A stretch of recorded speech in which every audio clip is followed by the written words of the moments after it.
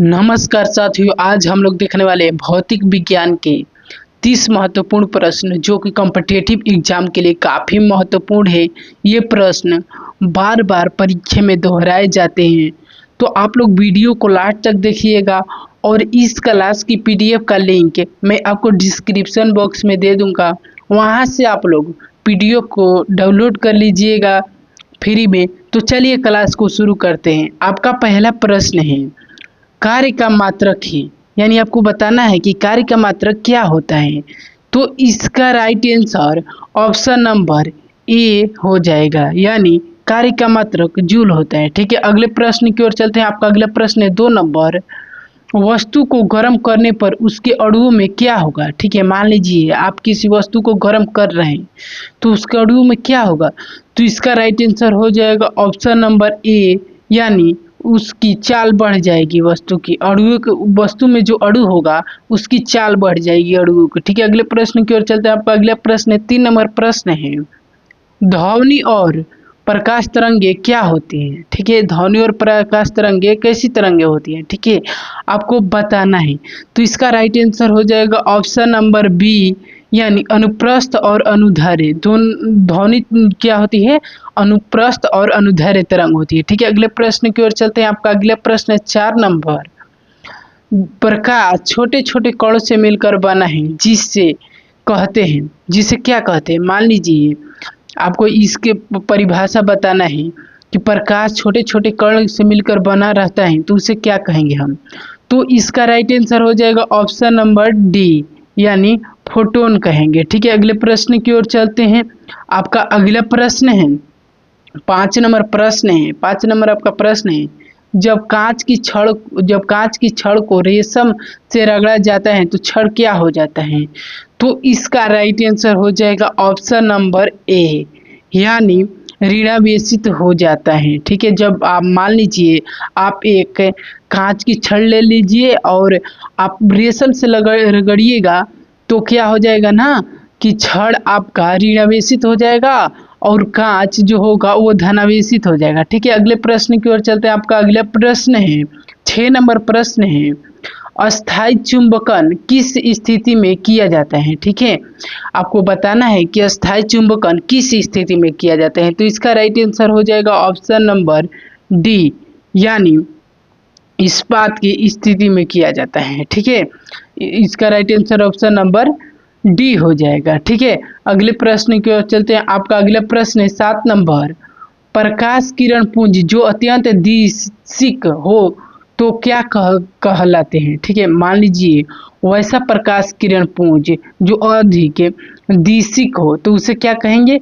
तो इसका right answer हो जाएगा ऑप्शन नंबर डी, यानी जब ज़्यादा दिशिक होगा तो उसे लेजर कहेंगे। ठीक है, अगले प्रश्न की ओर चलते हैं। आपका अगला प्रश्न 8 नंबर, हेलीकॉप्टर का आविष्कार किसने किया था। तो इसका राइट आंसर आपको बताना है। तो इसके ऑप्शन को देख लेते हैं। तो इसका राइट आंसर हो जाएगा ऑप्शन नंबर ए, यानी कोकरेल ने हेलीकॉप्टर का आविष्कार किए थे। ठीक है, अगले प्रश्न की ओर चलते हैं। आपका 9 नंबर प्रश्न है, 19 बोल दिए सॉरी, प्रकाश वर्ष किसका मात्रक है। तो इसका राइट आंसर हो जाएगा ऑप्शन नंबर ए, यानी दूरी का मात्रक प्रकाश वर्ष है। ठीक है, ऑप्शन ए हो जाएगा। अगले प्रश्न की ओर चलते हैं। आपका अगला प्रश्न है 10 नंबर, किसी वस्तु का तापमान किसका सूचक है। ठीक है, तो इसका राइट आंसर हो जाएगा ऑप्शन नंबर डी, यानी उसके अणुओं के औसत गतिज ऊर्जा का। ठीक है, यहाँ पर के छूट गया है, यहाँ पर के हो जाएगा। ठीक है, उसके अणुओं के गतिज ऊर्जा का। ठीक है, अगले प्रश्न की ओर चलते हैं। आपका अगला प्रश्न 11 नंबर प्रश्न है, निम्नलिखित में से कौन सा कथन ध्वनि तरंगों के लिए सत्य है। ठीक है, तो इसका राइट आंसर आपका बताना है। तो इसका right answer option number C हो जाएगा, यानी 0 डिग्री सेल्सियस पर इसकी चाल 332 मीटर पर सेकेंड होती है। ठीक है, बाकी सभी गलत है। ठीक है, इसका राइट आंसर ऑप्शन सी हो जाएगा। ठीक है, 12 नंबर प्रश्न है, प्रकाश तरंग किस प्रकार की तरंग होती है। तो इसका राइट आंसर हो जाएगा ऑप्शन नंबर ए, यानी अनुप्रस्थ तरंग होती है। ठीक है, अगले प्रश्न की ओर चलते हैं। आपका अगला प्रश्न है 13 नंबर प्रश्न है, किसी धनावेशित चालक का संपूर्ण आवेश कहाँ रहता है। मान लीजिए कोई धनावेशित कोई आवेशित, धनावेशित नहीं, आवेशित चालक है वो धनावेशित ऋणावेशित दोनों भी हो सकता है, तो उसका संपूर्ण आवेश कहाँ रहेगा? तो इसका राइट आंसर आपको बताना है। तो इसका राइट आंसर हो जाएगा ऑप्शन नंबर बी, यानी ऑप्शन बी हो जाएगा, यानी बाहरी पृष्ठ पर रहेगा। ठीक है, अगले प्रश्न की ओर चलते हैं। आपका अगला प्रश्न है 14 नंबर, अस्थाई चुंबक किससे बनाई जाती है? तो इसका राइट आंसर हो जाएगा ऑप्शन नंबर बी, यानी नर्म लोहे से अस्थाई चुंबक बनाए जाते हैं। ठीक है, अगले प्रश्न की ओर चलते हैं। आपका अगला प्रश्न है, लेजर बीम सदा होती है, मतलब लेजर बीम कैसी होती है? तो इसका राइट आंसर हो जाएगा ऑप्शन नंबर सी, यानी समानांतर बीम होती है। ठीक है, अगले प्रश्न की ओर चलते हैं। आपका अगला प्रश्न है 16 नंबर प्रश्न है, रडार के खोजकर्ता कौन थे? तो इसका राइट आंसर हो जाएगा ऑप्शन नंबर ए, यानी इसका राइट आंसर क्या हो जाएगा?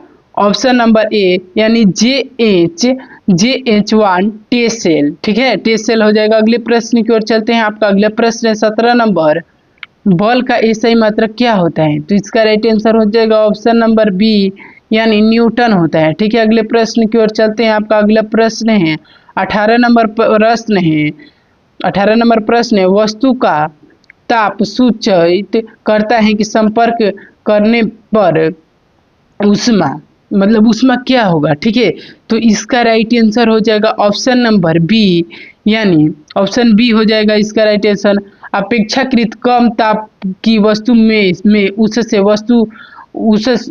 वस्तु से प्रवाहित होगी। ठीक है, यानी अपेक्षाकृत कम ताप की वस्तु से उससे वस्तु में प्रवाहित होगी। ठीक है, अगले प्रश्न की ओर चलते हैं। आपका अगला प्रश्न 19 नंबर, परस्रव्य तरंगों की आवृत्ति कितनी होती है? तो इसका राइट आंसर हो जाएगा ऑप्शन नंबर सी, यानी 20,000 हर्ट्ज से ज़्यादा, 20,000 हर्ट्ज से ज़्यादा। ठीक है, अगले प्रश्न की ओर चलते हैं। आपका अगला प्रश्न है 20 नंबर, किस पर घटना से यह पता चलता है कि प्रकाश एक अनुप्रस्थ तरंग है? ठीक है, तो इसके ऑप्शन को देख लेते हैं।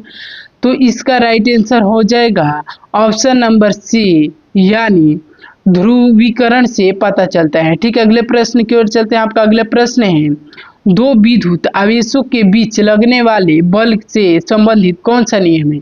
तो इसका राइट आंसर हो जाएगा ऑप्शन नंबर बी, यानी कूलॉम का नियम है। ठीक है, अगले प्रश्न की ओर चलते हैं। आपका अगला प्रश्न है 22 नंबर, विद्युत चुंबक नर्म लोहे से बनाए जाते हैं, क्यों?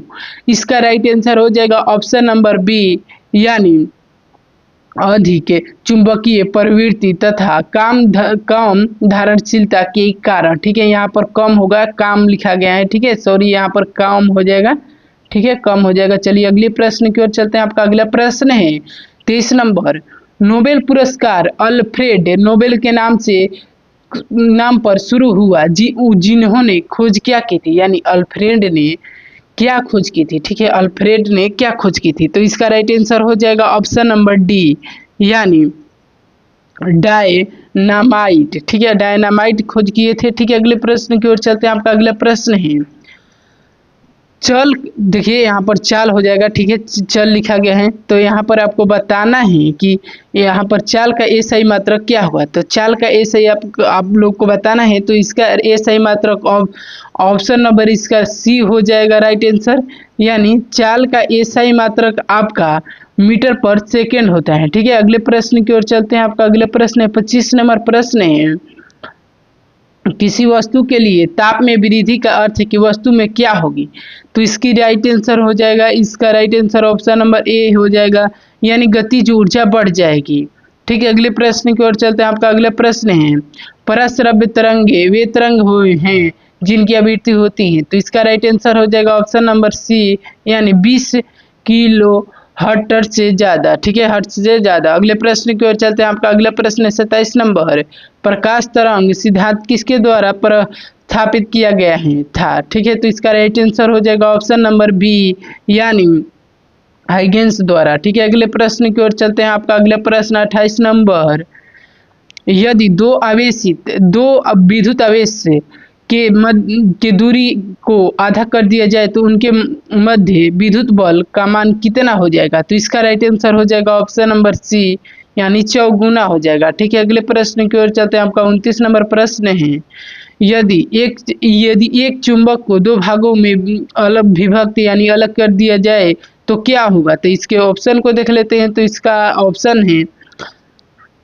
तो इसका राइट आंसर हो जाएगा ऑप्शन नंबर ए, यानी दोनों भाग अलग अलग चुंबक बन जाएंगे। ठीक है, अगले प्रश्न की ओर चलते हैं। आपका 30 नंबर प्रश्न है, यानी लास्ट नंबर प्रश्न है, विद्युत धारा के एसआई मात्रक क्या होता है? तो इसका राइट आंसर हो जाएगा ऑप्शन नंबर सी, यानी एम्पियर होता है। तो दोस्तों ये हो गया आपका टॉप 30 प्रश्न जो कि परीक्षा में अक्सर पूछे जाते हैं।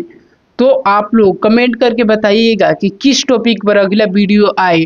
तो मिलते हैं अगली वीडियो में, तब तक के लिए बाय। और हाँ, अपना स्कोर कमेंट में बताना मत भूलिएगा। ठीक है, तो बाय।